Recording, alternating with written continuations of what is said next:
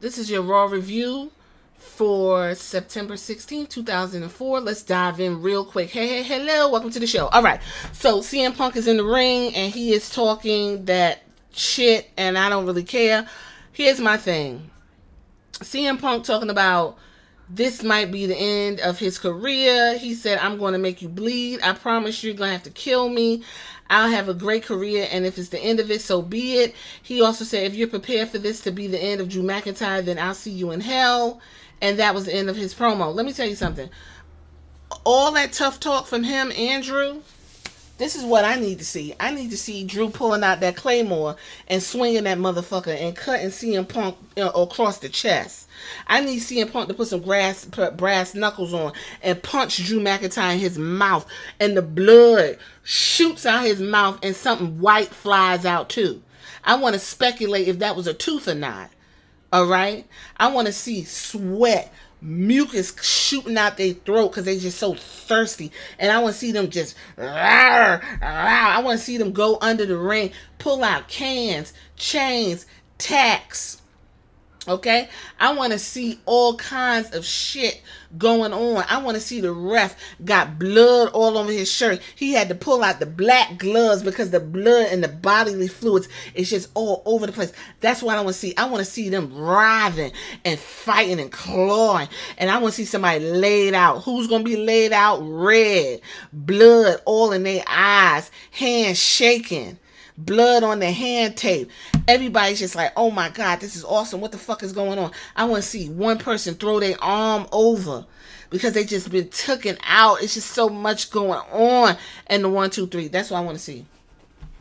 That's what I want to see. I want to see a Claymore with blood on it. I want to see some brass knucks taking out motherfucking teeth. If that's not what's going to happen in that Hell in a Cell, I don't give a fuck what neither him or CM Punk talking about. Moving right along. Pete Dunne versus Sheamus. Listen, Pete Dunne shouldn't be doing nothing to Sheamus. Sheamus needs to be focused on getting that Intercontinental Championship so he could be a Grand Slam Championship, because that's the only apparent championship that he ain't got. Butch's reason for being mad at Sheamus is fucking stupid, because you want me to agree with Butch that Sheamus somehow named him Butch, and y'all was having a good time, and it was fight night, and you and old boy that threw Biggie on his head, y'all was living it up. Y'all was living it up. Now you want to be Peter Dunne, and all of a sudden you feel some kind of way against Sheamus? I'm not buying it, and I don't give a shit. But unfortunately, Peter Dunne did defeat Sheamus, and I don't care about that.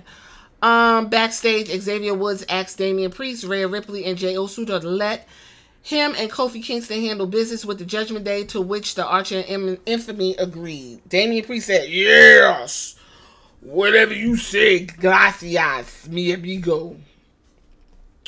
Natalya versus Zoe Starks. Listen, Natalya is the stalwart of the women's division. She is a pillar. But if she don't stop getting fucking lip fillers, her lips look like a pussy. Sideways. Stop with the goddamn plastic surgery, Natalya. Anyway, I don't care about none of this. None of them got heat. None of them, no one's interested in the Big Dick Crew and what they got going on. The sad thing is, Zelina Vega and Lycaria Valkyria need to be in singles competition somewhere. Zelina Vega looks like a fucking clown. I don't know what the fuck she's doing, but it ain't it. At least Lycaria is the bird girl. And then you got them dykes in the ring. It's not given at all. I don't even care. Backstage confrontation, Finn Balor revealed to Rhea Ripley that he was the devil on Dom's shoulder who pushed him toward Liv Morgan. Jey Uso then interrupted, and him and Rhea Ripley was making Google eyes, and Rhea Ripley was like, listen, this is too much for you. It's way out of your league. He was like, you think I'm out of your league? And Rhea was like, of course not, Jay. And he was like, oh, cuz let me go out to the ring and show you what these hips could do. And she was in the background like, yeet. And that was that, okay? He rizzed her up. Rizzed her good. It was a good time. Somebody go check on Rikishi because they're clearly trolling the fuck out of him. A question was asked: why is Stark losing? Why is she not making a star for herself right now? She is a star of the future and someone who has more to offer than the division than she's currently allowed to, even as a member of the Pure Fusion Collection who is on TV. That's a good question. But the Pure Fusion Collection is dead on arrival. No one gives a fuck. Moving right along, Jey Uso and Braun Breaker's promo, highlight of the night. Highlight of the night. If you want to watch anything on replay, it's this.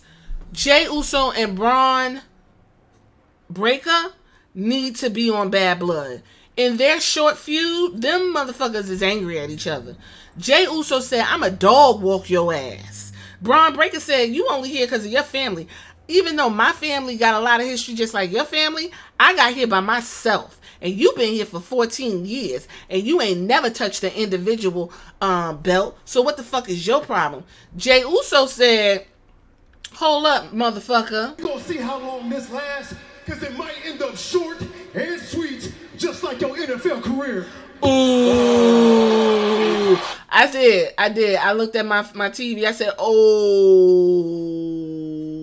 Somebody was like, well, none of them made it in the NFL, and that's fine. But guess what? We're not talking about none of them. We're talking about him.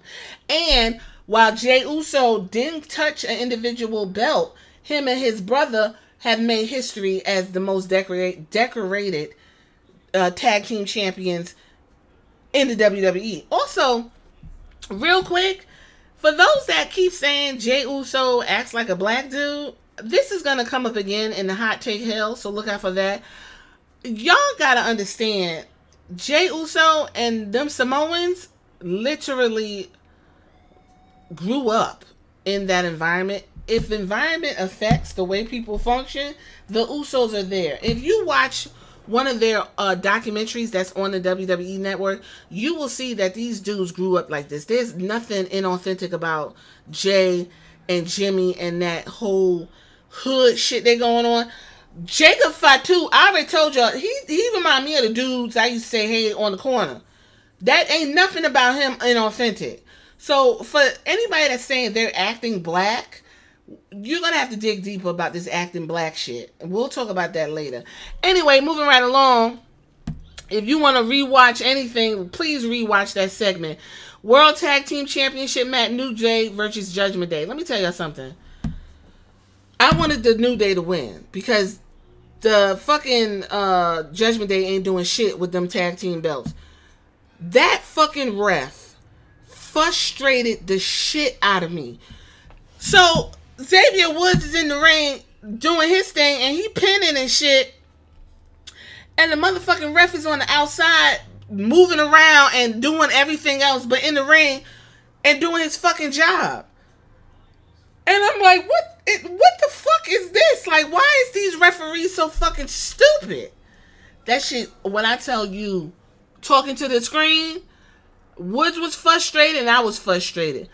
But to be completely honest, Xavier Woods made a good point that Kofi Kingston is not consulting him when it comes to what they're going to do. He did bring Odyssey Jones on, didn't consult. He did have LWO come out and didn't consult. And Xavier Woods feels like he's being left out and whoop-de-whoop-de-whoop. So he had a lashing out at Kofi Kingston. Kofi Kingston is like, what are you talking about, man? What do you mean? Like, what do you, like, his response isn't optimal. And it was really annoying. So, I don't know if this is a heel turn or we're just going to break up. But at least we're getting some meat on the bones, right? Got a QR code from the Y6. Listen, I scanned the QR code because I was like, let me see what this shit is. All that shit they got going on, I am not interested. I'm going to tell you right now, I'm not interested in the Y6 at all. I don't know why they're not on TV, why they're not doing what they're supposed to do. Clearly, they're just an attraction. Anyway, moving right along, Braun Strowman versus Bronson Reed. Fantastic. Bronson Reed threw a fan at Braun Strowman. I need to know the fan's name. He pulled this black dude out the audience and threw him at Braun Strowman. Then they went through a wall. Then the ring rope got pulled off. Like, excellent. This is how you use Braun Strowman and Bronson Reed. That's how you use them. I love it. Okay. Next up is Sami Zayn. Okay, I'm gonna pause here for a second. A couple things. Sami Zayn looks absolutely fucking disgusting. I'm just gonna say it. I have rallied for Sami Zayn, saying he can be a champion, but he doesn't even attempt to look championship worthy. His beard looks nasty. His hair looks greasy. He comes out there in a fucking plaid, like everything. He looks like a regular dude walking up the street. I don't watch wrestling to look at regular dudes. Now he's doing the same shit he did with Braun Breaker. I can beat you. I can do this. I can do that. I. Listen, find your fucking ass something to do. Because if you were so interested in the Intercontinental Championship, you should still be going after Braun Breaker. I don't even know why you felt that you could go after Gunther. Gunther comes out and basically says, I'm not doing nothing with your bum ass. You look like a bum. I look fantastic. I respect the mat. And I'm not doing shit with you. Look what Kaiser was just like, you look absolutely fucking disgusted, and Gunther doesn't want to do shit with you. And that was the whole promo. I'm not understanding Sami Zayn. I don't care for what he got going on at all. Backstage, Damian Priest called Liv Morgan a sucia. I think it means whore, but it apparently means dirty. So we'll say puta sucio, so we can get filthy whore in there, okay? And he said he's gonna beat Baylor and all that later on in the evening because there's a match. Second highlight of the night, Bianca Belair versus Io Sky. Second highlight of the night. If you want to rewatch anything, these ladies ran a clinic. I listened to another podcast, and the hate that Bianca Belair gets from white males is bizarre. Bizarre as fuck. I don't know what to say. I don't know what the fuck the problem is, but we're not even going to dive into that. Kairi Sane was supposed to wrestle Bianca. She was getting ready for that. Io Sky came back there and was like, oh, bitch, so you going to set a match with Kairi Sane when you know her eye is fucked up? What the fuck is wrong with you? Bianca was like, if Kairi Sane eye is fucked up, that's not my problem. I didn't book the match. But if she can't wrestle, how about you wrestle? What's up with that? And Io Sky was like, all right, bitch, see you in the ring. Bianca Belair and Io Sky has off the charts chemistry. If you ever watched them in NXT, you already knew this was going to be a banger. They did not fuck up, flub, get confused one time. It was like water, fluid, all over that ring. Excellent. Free 5-star on a Monday night. Rewatch it. Unfortunately, Io Sky did pin Bianca Belair, but if that's how you're going to lose, that's how you lose. You don't go losing in no 2-minute match. These ladies got time to show you what the fuck they could do. And it was fantastic to see. I loved it. Loved it. There was one point where Io Sky did a suicide dive like a missile. She slammed the shit out of Bianca. And I don't know if Bianca checked her because it was a shoulder to the midsection in the corner. That shit looked rough as fuck. Joe, he was going in. He had a good time. Joe Tesseroni, is that how you pronounce it? That my dude settled. He is settling into his role. I love his voice. I love everything he's got going on. He also said that Bianca Belair's only single loss came to Nia Jax in the Queen of the Ring. Bianca needs to continue to be booked going into 2025. Okay, she just a second loss. I'm fine with that, and it was lost to a formative competitor. Old girl, Jade Cargill was looking beautiful on the outside. Kairi Sane, you know, she hasn't been doing well since she's gotten back. That's a different conversation for a different day. Excellent, excellent, excellent, excellent. Moving right along. Damian Priest versus Dominic Mysterio. Listen, same old shit, different day. Like, I don't really know what to say about that, but it is what it is. Damian is whooping on Dominic for a while. Then at some point, this tells you I don't even care because I can't even get the words. At some point, Liv Morgan was standing in front of the announcer table, and then all of a sudden, Rhea Ripley missiled her over the announce table, and it was like, oh shit, yeah. And then Priest defeated Mysterio. The highlight is when Jey Uso came in for the save, because the same thing that happened in the last 3 weeks, the Terror Twins getting their ass whooped because, you know, Rhea Ripley has to act like her knees hurt because she's just a beast, and we have to believe that Liv Morgan can beat her. And the only way for that to happen is for her knees to be fucked up. Anyway, Jey Uso comes out, and I think there was a little timing cue that was missed because he was standing there clapping like, all right, and then all of a sudden, missile. And Braun Breaker came and literally fucking speared Jey Uso out his socks. He laid down on the floor like, oh shit. And Braun Breaker standing up there, standing tall. So, I'm going to be honest with you. I want Jey Uso to have that belt. I already talked about why Braun Breaker and Jey Uso's feud can be a banger. It could be a series. You can hot potato the belt between the two of them. I think it would be fantastic. Go and listen to that podcast. You'll see their pictures on it. But that's a different project for a different day. Overall, I would say Raw was decent. I would give it a B minus.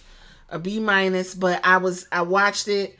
Some of the stuff I don't care for, like the Judgment Day shit, the tag team match I didn't care for.